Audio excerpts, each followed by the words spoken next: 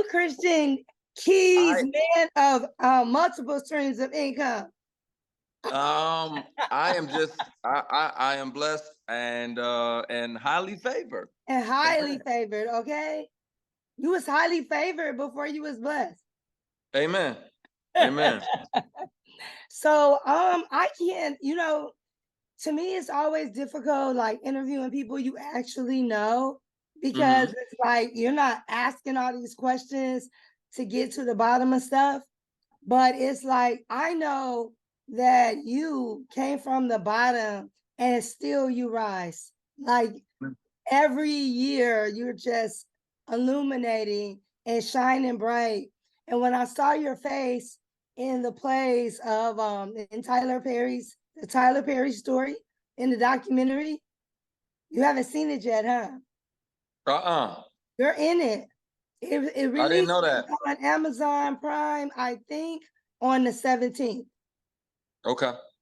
And Galila directed it. Her and she picked all the people. So this is the first project I've ever seen about him that he had no creative control over. He didn't put it together or anything. So when I saw you and just to see the faces of, so many stair steps to people's lives, it was just like, wow. So it's National Adoption Month. Mm-hmm. And it was 2023 when I found out that my parents didn't get me till I was 6 months old. 6 months old. So I was like, I was in the system. Yeah. I was like, wow. Like you never know. Cause you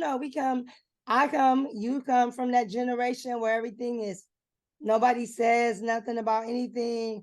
And Right. now we are like, no, we telling it all. We're telling Right. it all. Why is this month so special for you, to promote so much that you've been through? And right now, look at you. You don't look like the things you've been through at all. Well, thankfully, and thank you. Thankfully, a lot of us don't look like what we've been through, and that's why I think like it's important to be kind to people, treat people, decent. At the very least, the minimum is decent because you don't know what they've been through. A lot of us don't look like what we've been through by the grace of God, man. And I'm just grateful. When these things happen, when these, writing and selling TV shows and booking a show, booking 2 shows, booking 3 shows, and that's all God. Looking a tour. Yeah, my son literally said the same. He said, "You booked another show? Oh, that's just God. God just showing off now."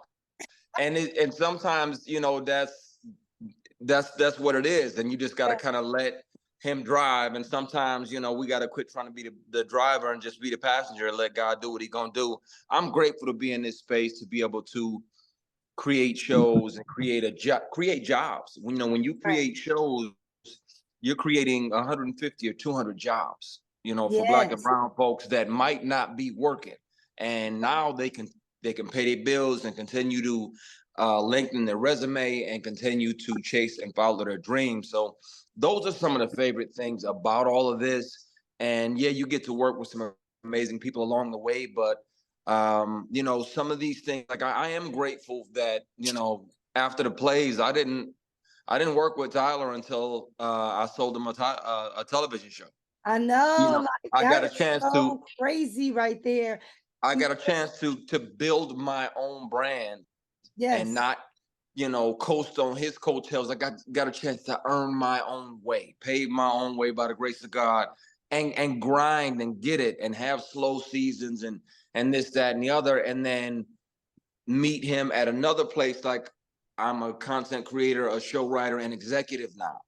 Yes. And now we're working on All the Queen's Men, my baby. I wrote most of the first season and created that show, and the world is loving it. So this is a wonderful space to be in, to be able to do the acting and now, touring with the City Winery Tour, the Swee't Tour, which starts this Wednesday at the City Winery here in Atlanta. And then we go to Philly, Pittsburgh, St. Louis, and Chicago, and some other cities.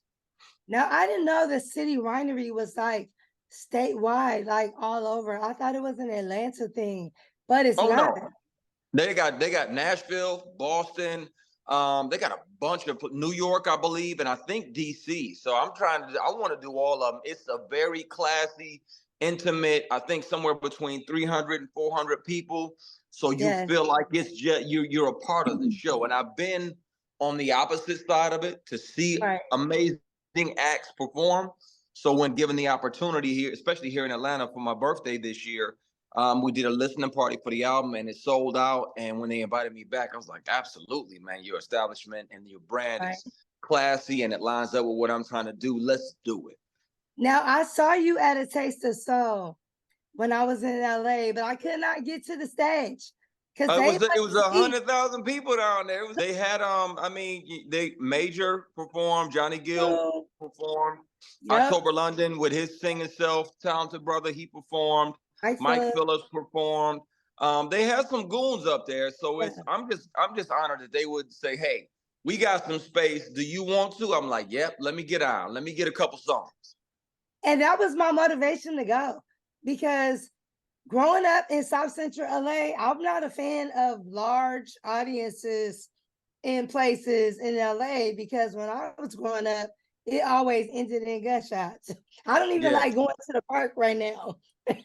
Well, I enjoyed it because when I It looked was up so there, nice. when I was singing, I couldn't see where the people stopped. It was so many people, I couldn't Oh my see the God. end of the human beings. Nope. It looked like the black side of heaven. It was beautiful. It was just people. I've never seen that many people, that many vendors. And to be Yes, in a city that I grew up in and not have any violence or anything bad, it was just right, a really great energy day. And the weather was great. right. Yeah, and you sound amazing. And it Thank you went very much. all the way through the crowd just to hear your voice. But you always had this amazing voice. Like, even when you're acting, I think about your singing. That's Thank just so you. crazy. Thank Um, you. I'm appreciative to be able to introduce people who weren't aware to this side of man. I've been in love with music since I was a kid. I wrote my first song when I was 12, and I have a passionate love affair with music, and I always will. So I'm glad to be able to, the album came out yesterday. Today we found out that So Sweet just debuted on the Billboard top 30 R&B songs in the country chart today. So God be just showing out sometimes, man. So we just gonna let him do what he do. and Under That Veil, I said, I want this to be my wedding song if I ever get Thank you. married again. Look. But Thank it's you like very I much. love how you did the video because in the video, like you hear the song and you think of wedding. Then you see the Mhm. video and you're like, is it a Dubai wedding? But then I was like, no, he probably just didn't want to be corny and have this bride through the whole video. What was your Well, thought no, it just process with the creation of it that? was it was intentional. I wanted to make the I told the director Cortez West, I was like, I want the camera to be any woman that's watching the video, so she can see herself in the space. And I'm trying to show why I want to see her and need to see her under the veil, and show the connection and the friendship and the laughter and the love and the passion and all of that good stuff, and keep it classy, and just just create my own narrative of why I wrote the song in the first place. And it ended up being wonderful. And what's crazy, soon as So Sweet, which it just came out, now a lot more people are finding out about Under That Veil, and Under That Veil, the red wine mix, the acoustic version. Yes. That I'm like, okay, let me find out. We got a new age Brian McKnight. Because Brian McKnight was young when he was doing all of this. And I told him I thought he was old. I always thought he was in his 50s when we were in our 20s. And when I discovered he was the same age as me, I'm like, I'm not taking advice from that music no more. Then he was like, oh, I didn't even write those songs. I'm like, no wonder they were so mature about love. But the way you put it is everybody could relate. And it definitely was diversity and inclusion in the video. It didn't like refer to any specific nationality. That's what I loved about the video. It seemed like an Right. international thing. Yeah, it is. I mean, love, music, food, those are some of our universal languages. Yeah, Everybody understands, whether if you Hindu, Buddhist, Catholic, Palestinian, Armenian, African American, you understand good food, good music, good love, real love, yes, spirituality. So it's a universal language. So, but be clear.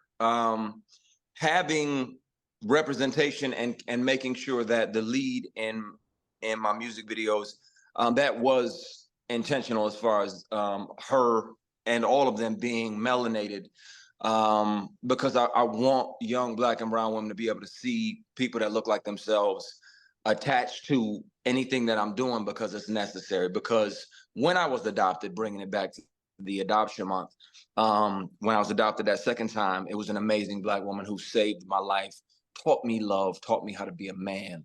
So it's important to show that representation when I do cast, and when I do write TV shows, and when I'm doing my own music videos.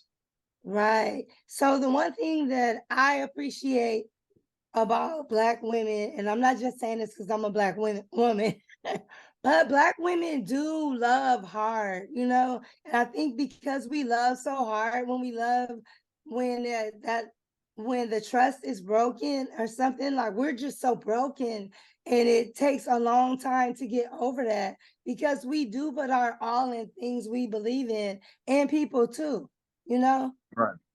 So when it comes to love, like, okay, I remember when we were bike riding on the belt line and you were like, I'm working on something, and you couldn't really say.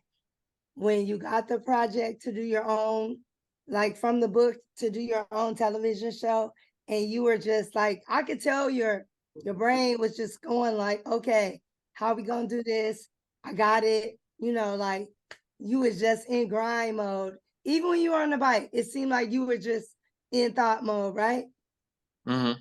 I don't know how we got from your book to all the Queen's Men. Like, Well, I can help you with that. I wrote, I wrote Ladies' Night. It had two right? titles. It was either going to be um, Black Magic or Ladies' Night, and I wrote that as a movie in 2010. I started Okay. pitching it, and I also at the time built it out into a TV show. But I was pitching the movie. Nobody really was understanding the vision. So around 2014, 2013, I wrote the book. 2014, the book came out.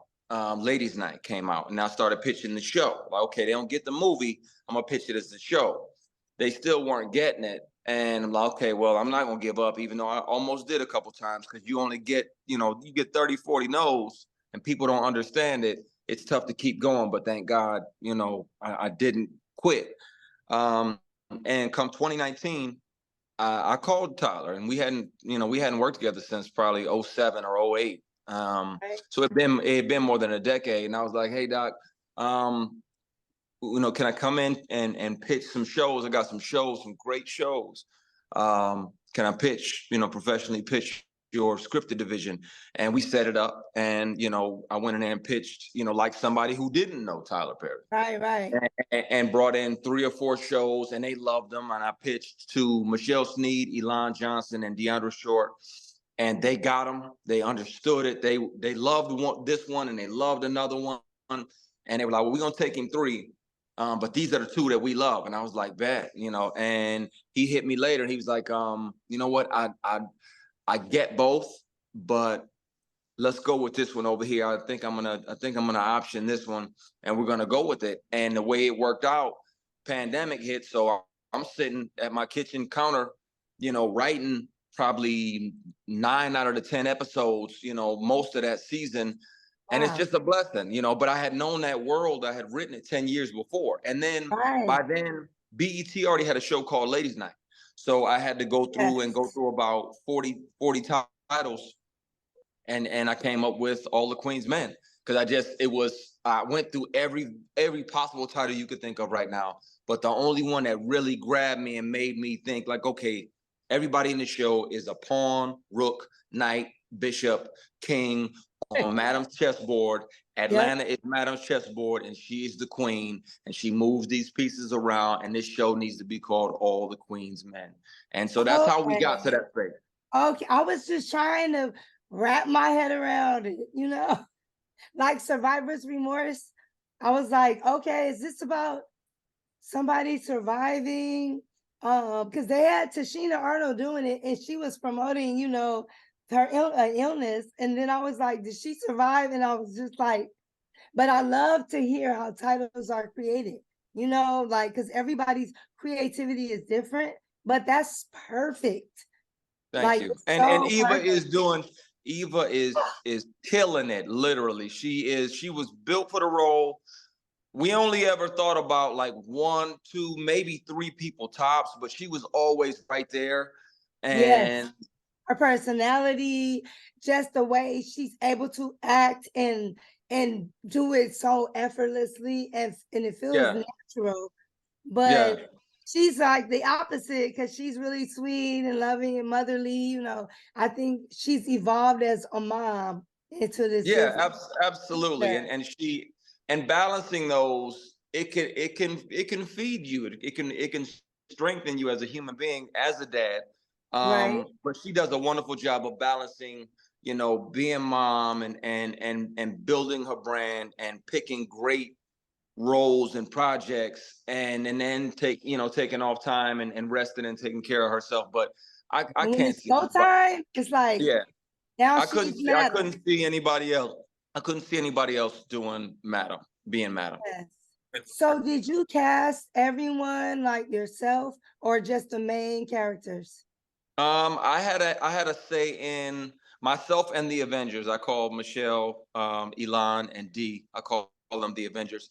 Myself and them, we all kind of chimed in, and the funny thing was, we all thought this person should play Doc. This Right. person should play Madam. This person should play Babyface. We were all kind of in unison, and that really helped me trust them with my show, with my baby, because you get attached when you create something, and Yep. and you pitch it and you change it and you shift it and you rewrite it and rework it. But that let me know, like, they get the vision, they understand. We're Yeah. we're we're, we're in alignment. Let's make something that's already good even greater. And that's a wonderful feeling when your team gets the vision.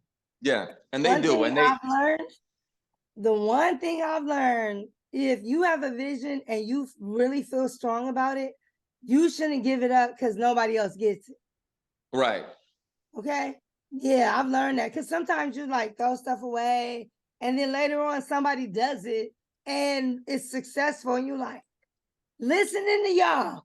So I'm Hmm. like, if you feel it, you pray on it, and he says it's a go, then let's go. Okay. Yep. Yes. So congratulations about the album, the where your songs are on the Billboard. That is incredible. When you think of how Thank much music there is out there, like, this is amazing. Like, I don't even know why the cloud hasn't like sent you through the ceiling while we're talking right now. So yeah, I just, like I said, it's such a surreal thing. But at the Yes. end of the day, those kind of accomplishments and those wins, I take a second to breathe them in and thank God. And I might, go back home or something, have a good cry, smile, feel good about it. But it also makes me want to continue to create more really good work and more Yes. opportunity for people to work on. As far as, I got 5 or 6 other shows ready that I'm pitching now. I got 5 or 6 other films that are already written. I'm not playing, Jonelle. I'm I not am not playing no playing. games. It's not a game. So I'm excited about it. And now I'll get to partner with some of the production companies that I've auditioned with before. And and we can do some of these movies together. You know what I'm saying? Some of these Love how shows focused together. you are So now. I know they're getting ready to wrap me because we said 30 minutes, but I'm going to ask you a question about relationships. come on. So, my thing is, then it's hard for the 9 to 5 mind to meet and connect with the entrepreneur. Hmm. Like, if you're an entrepreneur like you are, and then you have someone in a relationship that works 9 to 5, that believes in the corporate world, at 5 o'clock it ends. How do those worlds live together? Like, do you think it's possible? I think it's absolutely possible. I don't have to. Somebody asked me that before. I do not have to date somebody that's in the industry. You're gonna Not find even love in with. the industry, but just the 9 to 5 mindset and the I think entrepreneur. I think you're gonna find love if you're open to it, and if you're ready for it, you're gonna find it where you're gonna find it. You're gonna find it when you're not ready for it. It'll surprise you sometimes. You go looking for it, you'll find the wrong thing. You go searching desperately for it, you definitely gonna find something temporarily wonderful.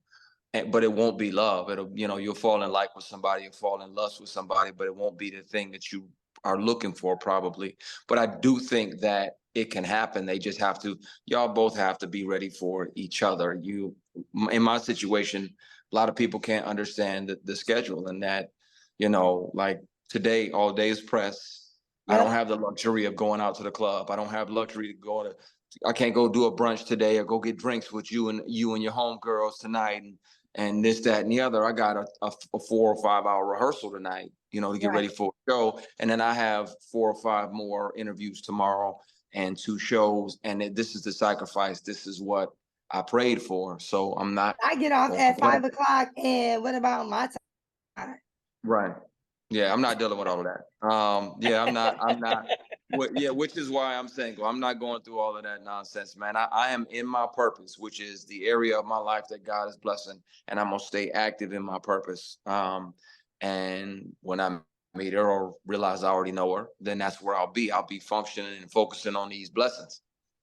I think you just came up with the title of your next single, In My Purpose. I already wrote that. You already wrote it? Yeah. Is it out? No. Okay. No, 'Cause but it's something that's something I've already written. I love that right there. Literally. Because you Yeah. said it so effortlessly. I'm like, wait a minute. It sounded like you were quoting Yeah. from a Yeah. song. All those lyrics was just like, wow. And some people need to hear that. Yeah. Everybody needs to hear that. Like, okay, I'll give you a couple months to put it out. I'm putting a No, timeline on it. it's a section in a book that I wrote that's coming out, but we'll get to that. We'll talk about that later. Right now, it's about It's the about strike this is future. over. All the Queen's Men, Yes. season 3 of All Rise. Uh, That's rolling right now. Season 4, The Boys, comes out next year, and I'm blessed to be a part of that show. The Family Business, which is a show that I was blessed to co-produce, and I'm 4 also an shows. actor on. The Family Business I co-produced, and I'm also in. That's on Netflix now. So it's a lot of blessings going around. Oh, so that is so a blessing to be in a co-producer in the creativity space and not just the actor on camera. Right. Or not just the writer, just helping Yeah. pull the pieces together. Yeah. Yeah, because that's who you really are. That's who you've always been. So I'm just glad everyone is realizing your greatness right now, because they ain't want to listen to me in '09. They didn't want to listen. But I will tell you, your biggest fan, Jackie Edmonds Kofer and James Kofer, are 2 of your biggest fans. They've always had such high standards and high regards for you. And they told me, like, Christian, we need you to protect him. And they were just so protective of you, like parents. They've I always listen, let me tell you something. Let's Stay Together, them taking a chance on me. That was one of the first large roles that I ever booked. So yeah, it's Jackie Edmonds Kofer. That's they family over there, man. It's that they was a love blessing. you. That was a blessing to be a part of that amazing melanated magical cast. Yeah, it was a magical cast. Thank you so much for interviewing with us. And we are rolling out right now because I know you got to keep it rolling to other people.